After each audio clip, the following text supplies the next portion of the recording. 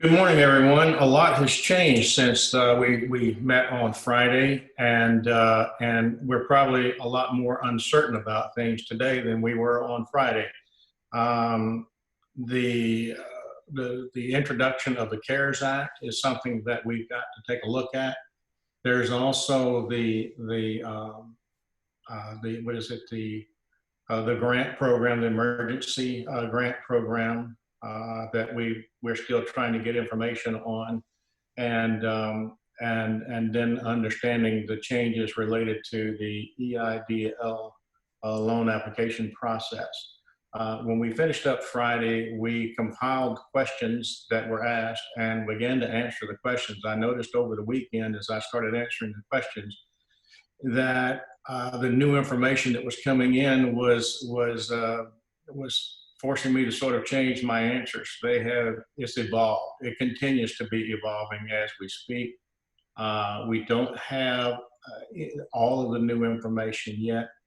I do know that I met with several of the micro lenders from the greater Austin, Central Texas area, well, Texas in general, I guess, who have developed some gap financing programs. The idea for that is if you will make the EIDL loan application from there, then they will take that same documentation and extend a loan to you all in the interim while we're waiting on the EIDL to be approved and come through. So they're taking application. We're still trying to identify who all those players are. I can tell you that four of them I know of are the Lift Fund, People Fund, Axion, and Big Austin. The city of Austin is working on something, and I know other communities are as well. So as soon as we have that matrix developed, I'll share that with you. I know all of you are concerned about how do you meet payroll, and some of the rules and guidelines are changing. What's difficult for me to talk about this morning is just what are those rules and guidelines, because even though the bill has been passed, the SBA is considered the administrator of the CARES Act loan as well, and they have not issued the actual guidelines. We have some general positions that have been interpreted by different organizations, but until the actual administrator provides us with those guidelines in the process, I'm a little hesitant to really talk about it, especially seeing how much things have evolved over the weekend. It seemed like every time I picked up an article to read, it had something new, a new nuance to it. And then this morning when I was trying to finalize everything, I realized that I'm probably as less prepared this morning than I was at any point in time in this process, just simply because things are evolving so quickly. I do know the concerns of these concerns have actually made it up to the people who are trying to write this stuff. There was an article out this morning by the National Law Review that broke down what the CARES Act would look like, but even they stipulate this is their interpretation based on what they know now. But what has to happen is the SBA has to clarify some direction for us. We need to get some guidance on the process. So what we'll do, I'll answer the questions that I can answer. I'll share with you what I know, but hopefully by this afternoon, I'll have a better sense of, and be able to post all of this on the website, a better sense of what we are actually dealing with today. Because this continues to evolve and evolve quickly, and just the sheer amount of information that's going back and forth, it's difficult for us to stay up with it. So there have been some changes. One of the changes that came out on Friday was that instead of the documents that we have listed on the website, and instead of the several forms that we were looking at before, the 4506 Ts, the 413s, the SBA standard forms. Those have all been removed from the application process, from the initial application process. They may be required once a case manager gets a hold of you, but the initial application process has been reduced now to really 2 forms. But there's 3 forms. 2 of them are the same, somewhat the same form, depending on what your business structure is. So for the anyone other than a sole proprietor, you'll use the 5C application form. For a sole proprietor, you'll use the I'm sorry, I may have that backwards. You'll use the form 5, and for a sole proprietor, you'll use the form 5C. And then there is a P-019 form, SBA P-019 form, which basically just allows you to declare what your injury is. And they'll take that and begin to process that, and you'll get contacted from a case manager going forward. With results from some of the things that came out of the CARES Act, my understanding, at least preliminarily, is that the EIDL loan can actually be taken out by the new loan coming in that has a forgiveness component to it.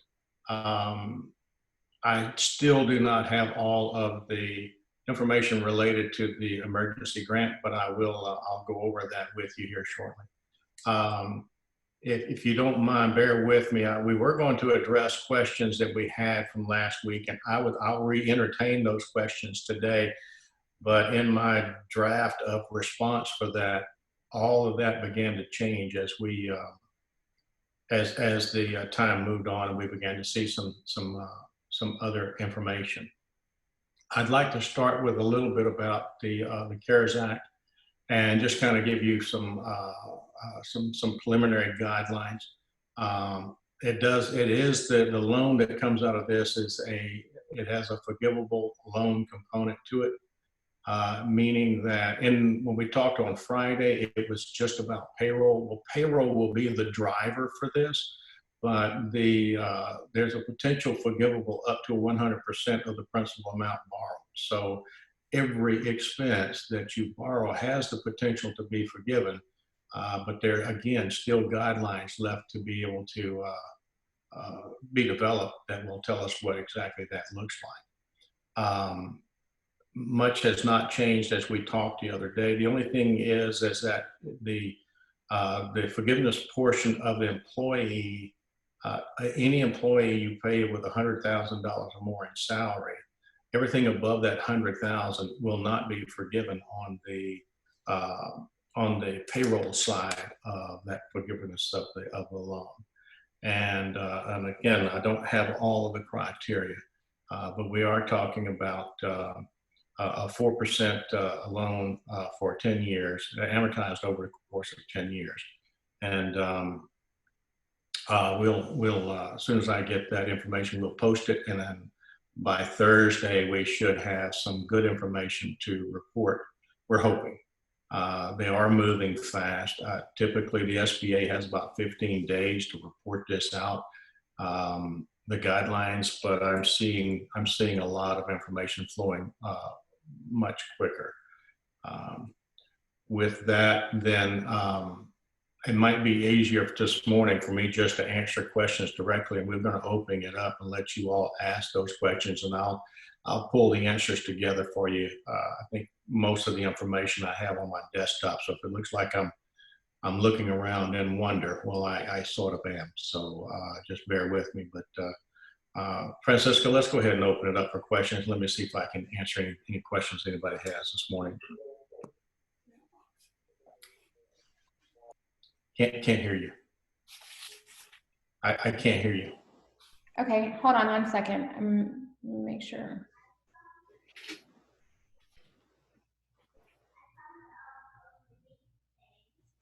Okay, everybody should. I think the only person I can't unmute for some reason is Thomas Wick.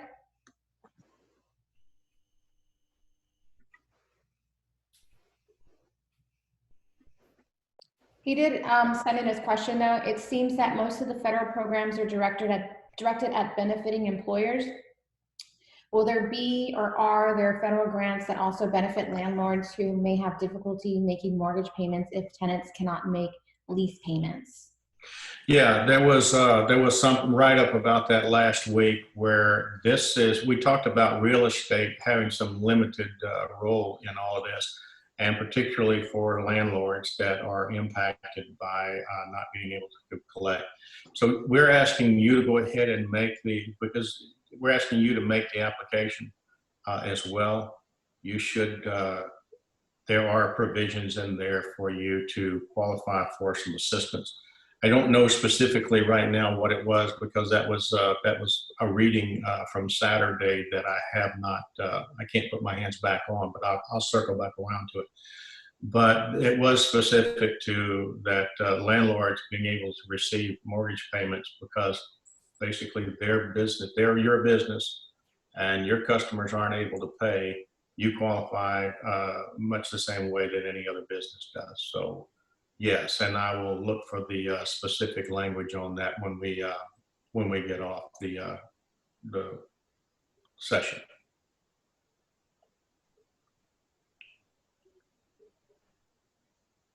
Okay. Any other questions that I can address this morning? Joe, can you hear me? I can. Thank you. Oh, okay, great. I actually got up real early this morning, and I have a form here that I filled out online at their website. Okay. And I mean, I had been looking for something like this, and it basically had just a series of self-certification questions for the most part. Are you familiar? This is my first time on your telecast here.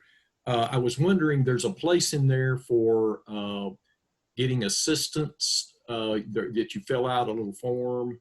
I'm actually a tax professional. I do taxes, and that's one of the things that we have on our tax returns. You know, we have to fill out at the bottom of the tax return that we're the help person do it. Is there any licensing requirement for doing that you know of? No, okay. not that I'm aware of at this point. Now, I'm sure that there's some risk involved, but they have waived so much of the regulation that would typically be in place for a lot of those programs that right now I have not read anything that tells me that they have actually waived any of that licensing requirement if there were some. But specifically, can you give me an example and let me kind of think through that based on what I've read? Well, basically, the thing was a form that, like I say, I'm going to show you this again because I don't know if anybody else has done this. Hopefully, I can get that up. Right. It looks like it's reversed. Okay. Anyway, basically, it just had a series of questions, and then it had basically it was a loan application. It looked like it was the forgiveness loan application. And it asked you what your gross income was for your business, okay, because obviously I'm in business, okay, and it asked you how many employees. It asked you for your, you know, how are you organized? Are you a sole proprietor or a partnership or whatever? And then it just had a series of questions like, I haven't been a felon, and all these kinds of questions to make sure you're not a crook, I guess. And then you put in your bank information to direct deposit the loan, I guess, the forgivable loan. And so I did all that. And of course, the first question you always have when you have to put your birth dates and your employer identification number and all those kinds of things. But the first question I had about things like that, when you see that, is how secure is their website? I guess that would be the first question, if you have any idea about that. And then, let's see, that probably would be a good start, but I don't know if you've seen that form or not. It looks like, I think that's just been put up. It looked to me like, because you walked you through it, and then you hit the next screen and you filled out the next screen. And you know, if you didn't put the right birthday format in there, it stopped you and that sort of thing. Yeah, one of the things that the SBA is realizing that for those who applied early, they went through a really brutal process. Now they've come back. That's why I say it's evolving. They keep changing, trying to find ways to make it easier. I know that a lot of this now is self-certified, so you may have to come back with documentation later on to prove your position, but for the most part, they're allowing people to self-certify and move you through the process. The key here is they want to try to get the money in the hands of the businesses as quick as possible because they're sitting on payroll. So I don't know. I haven't seen the new form as of this morning. I've had a hard time logging in this morning. So there we go. Okay. Hey, Joe. There it is. Yeah, that's what I filled out this morning. Yeah, I just looked at it this morning and they've changed it. It's a complete different, the look of it itself, because it kind of actually walks you through it now as far as what's being required, Joe. And so it's got these eligible entity verification questions. Mm-hmm. It wasn't like this before. I think first you had to like register on the SBA site, and then they allowed you to complete the form. Yeah, that's good. We'll take a look at that. Keep that for me so I can go through there and see if there's anything that we haven't covered. But thank you for bringing that to my attention this morning. Again, sure. Joe, just one more quick question for you, if you might. What would be a reasonable fee to do this? I haven't been in the SBA business, but obviously this looks like something you could do from home. I could do from home for my clients. I have quite a few small business clients. Right. Right. That's I can't answer that because the rules have changed regarding the fees and the applications and allowable fees with applications, those sort of things. So the biggest part that they're trying to do here is make it as easy as possible for self-application. Sure. Okay. I don't know that there is and we're in a new place here, so I don't know what would be considered reasonable fees. This is not the typical application of an SBA 7A or 504 application. So like I said, a lot of that, because it's allowing self-certification, there's a lot that you're able to do without having some an assistance provider walk you through it. But that's on this sort of front end piece. You know, the financial mind of mine is that I keep thinking there's another shoe's going to drop on the back end of this. Well, me too. I can't imagine that they're just going to dole out money this easy to everybody. Yeah, that's what I keep telling myself. But everything I'm reading is kind of going against that. Going against my thought process. So again, we'll hopefully get greater guidelines by the end of the week from SBA. Because even the new CARES Act loan program has to be administered through the SBA, and they're going to administer it under some sort of a modified 7A package. So right now, I don't have the guidelines to work with, so it's difficult for me to describe what that process is going to be. Okay. We can talk about eligibility. We can talk about the application. We can talk about the premises of the program, but we don't really have the guidelines yet. So I'm assuming that, especially after having read the NACE report, the NFIB report, the National Law Review this morning, and some other documents, that they're all somewhat coming in alignment with each other. But each one of them also says that until the SBA actually sets the ground rules, we don't know where to go at this point. But I would be happy to share that information if anybody would like for us to go over that. Then I'm open to go over that this morning. So, any other questions at this point? Joe, I'm just curious. Does the CARES Act, would it cover churches, like employees for churches and nonprofits? The CARES Act is supposed to, I saw no limitation on nonprofits under the CARES Act. I did see limitations on nonprofits under the EIDL loan program. But what we're seeing now under the CARES Act is it seems to be there are no limitations for, as long as you are a legal nonprofit, then you are eligible for this program. Okay, thank you. Again, those specifics have not been spelled out.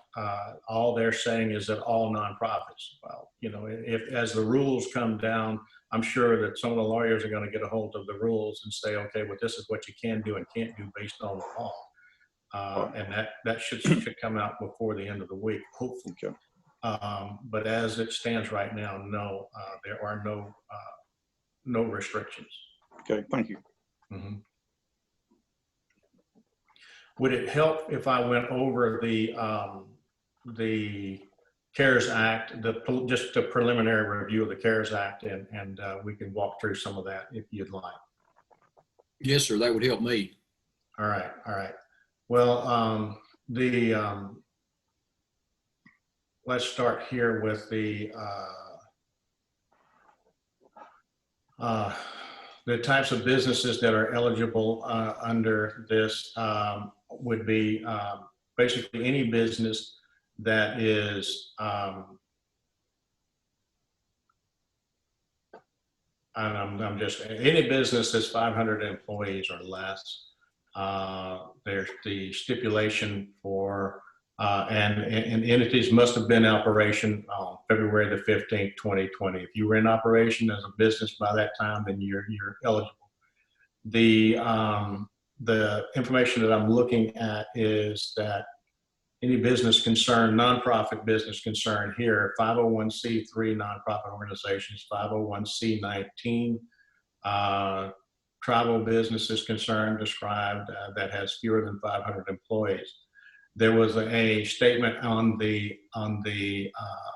another report this morning that left it open that where this was typical of the EIDL position for nonprofits, but I did read on one of the other documents this morning that the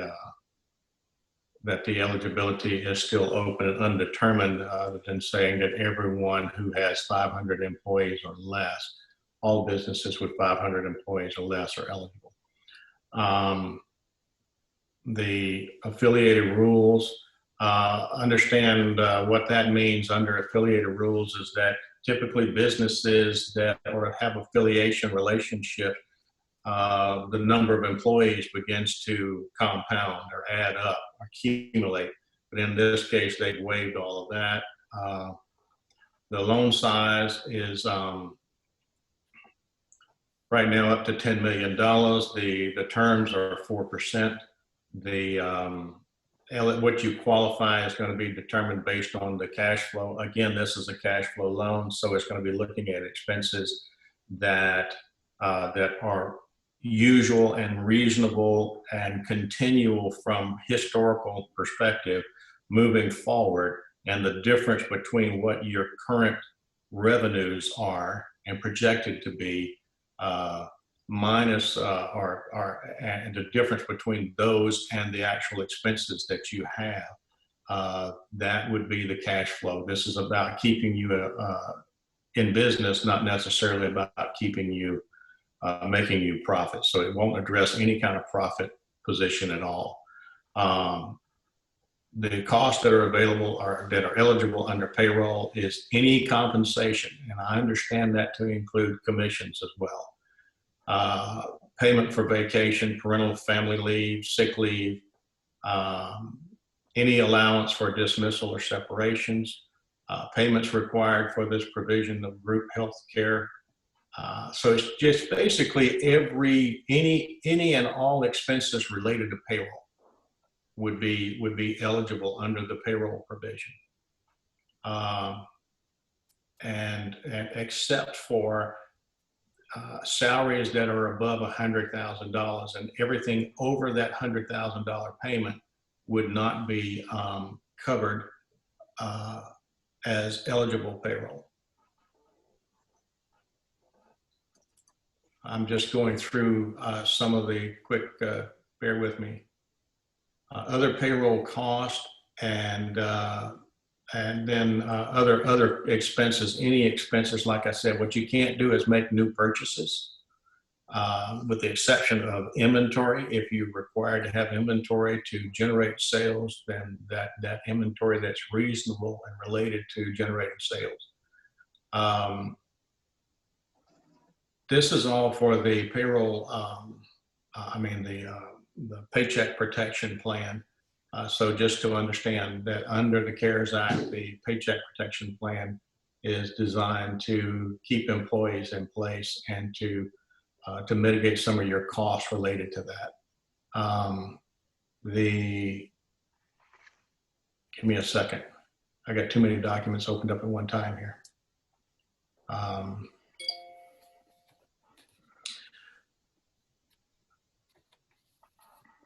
All right, so it's a 100, the potential was 100% of forgivable if you meet the certain criteria to fall under compliance. That basically means that the number of employees is based on the number of employees you have at the time of the event, and any reduction in those employees will reduce your forgiveness percentage by the percent of reduced employees. So that's kind of a long ways around that. That portion that's not forgiven will be amortized out over 10 years at that 4% rate. And the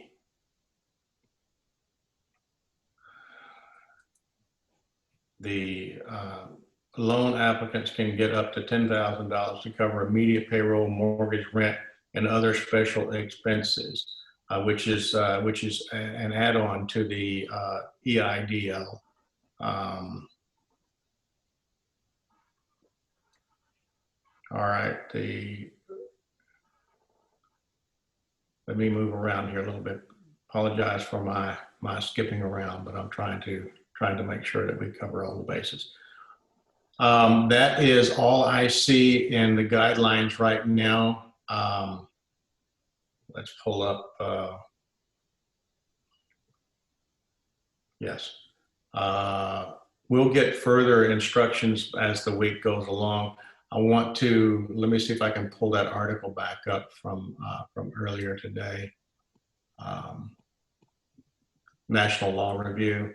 If you would like to go and look at what the preliminary, it is on natalawreview.com, and then it's the coronavirus article.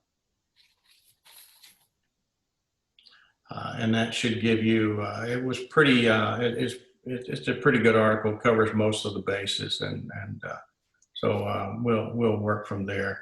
I would like to, there were some questions that we had from last week. Is there anyone online now that has questions from last week that I need to go back over?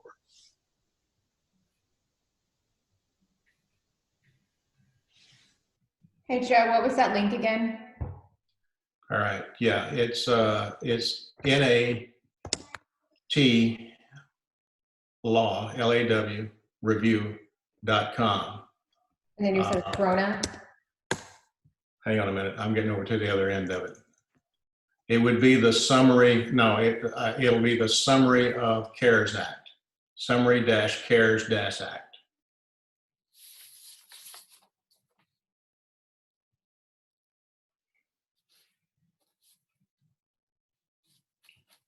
Now, NACE had put out an article as well, the National Association of Self-Employed. I've gone through their document as well. The criteria is all pretty much, they're stipulating it's all pretty much the same. What I don't have information on yet is the grant program. So this morning, I will say that by Thursday, I should have all of this document, all this process work through and be able to provide sort of a grid of how all these programs and loans work with each other, including the including the gap loans that a lot of the communities are trying to work through. So we're a little brief this morning, but I just wanted to make sure we still connected, answered any questions you have. Most of the information is still so fluid that I can't give you anything definitive yet, but as sure as we get that done, we'll have it posted on our website and move forward. Okay, Joe. Yeah. Dave's on. I don't know if you guys wanted to discuss anything maybe between the centers. Dave is one of our other SBDC directors. Morning, Dave. Good morning, all. Good morning. Yeah, that NASE guide that you can download the PDF, I think it's 11 pager. To me, that's a very, very good. It's on our web page, which is sbdc.angelo.edu. And that's one, Joe, you're referring to, I guess. Right. Yeah. And there's I guess an email from the senator that has some good information. As I understand it, those $10,000 grants can be applied for on the SBA website. As they got a third iteration of the EIDL loan website. The current one is you go on there and answer a bunch of questions, and I think you could apply for that emergency grant there as well, as I understand it. But the rest of the CARES Act, details yet to come, as we understand it. So. Right. Yeah. But I have found that NASE 11-page guide to be extremely helpful in understanding the provisions, all the provisions of the Act and what they mean. Yeah. Good. I appreciate that, Dave. That's some of the same material that I was kind of working my way through. Yeah, and I'm sorry I joined late. Yeah. No, that's great. No, thank you. I appreciate your chiming in and helping out. So, is there any other questions that we have this morning? I don't want to take up people's time with just me talking, but I would like to answer questions that if they need to be. One question was regarding the TWC, the question we got last week. And I did talk with Kara this morning, and the biggest problem they're having is the I guess the phone line they're calling in, and they just don't have the capacity to bandwidth. And so she's indicating to me to keep trying. But I wanted to ask Stephanie, was you that asked that question last week? Because right now, if you're not getting through to TWC, I needed to ask Stephanie, were you trying just to get into information about the unemployment, or were you trying to reach someone for another matter? Because they're having some connectivity issues, and she asked specifically what the challenge is. Are you trying to call in about unemployment, or are you trying to call in about some of the subject matter? Okay. All right. Yeah. All right. I will let her know, and we'll Stephanie, if I have your email, your direct email, I'll respond to that. I'll need to email her back and see what kind of information I can provide for you, and then I'll email that directly to you. Hey, Dave. On your website, you had mentioned something. I'm on there right now on the COVID-19 resource page. Can you tell me exactly where that was that you were referring that information to? Because I see a lot of drop-down boxes.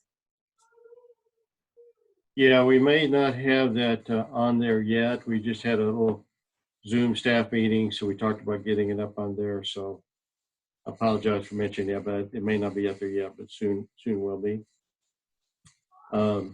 If you just Google NASE, it'll probably be linked right there as well.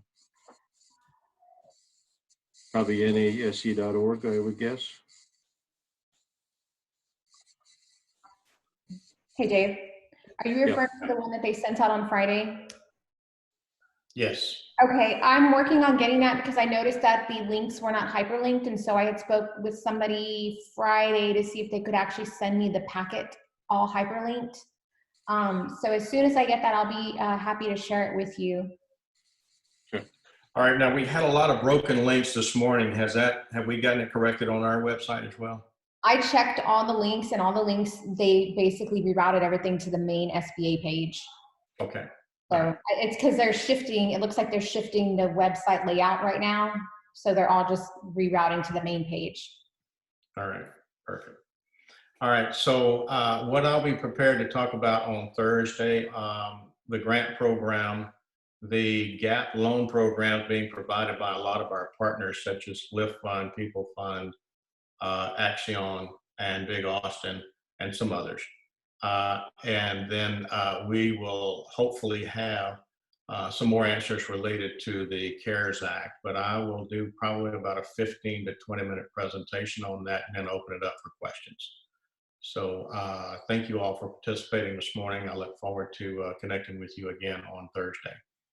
Yes, and then we'll go ahead and post the link on our website, hopefully sometime later today. And again, if you go to our website, let me show you guys.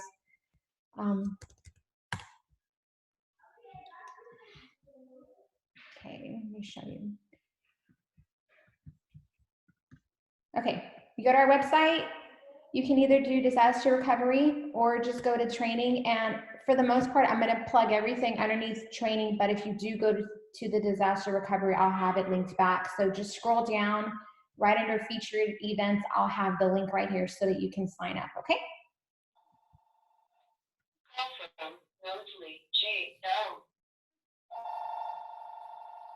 All right. I believe we're complete. Unless there's any other questions, I will look forward to talking with you all on Thursday.